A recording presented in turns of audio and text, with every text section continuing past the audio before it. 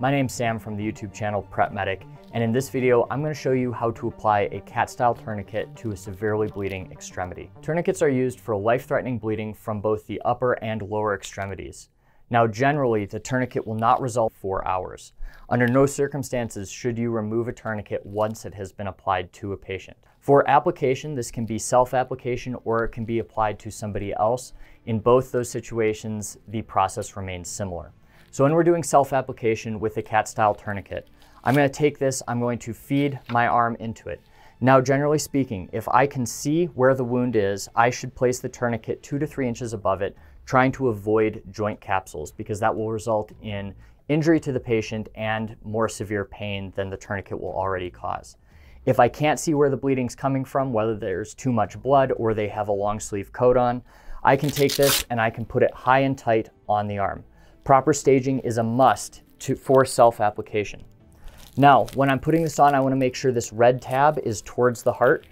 I'm going to take this and we're going to say that I don't know where the bleeding's coming from and go high and tight. And I'm going to tighten this down as much as possible without even turning the windlass. So I tighten that down and I'm going to take the strap all the way back but let it hang before it gets to this bracket. I'm then going to take the windlass and I'm going to tighten it until all blood flow has stopped in the lower extremity.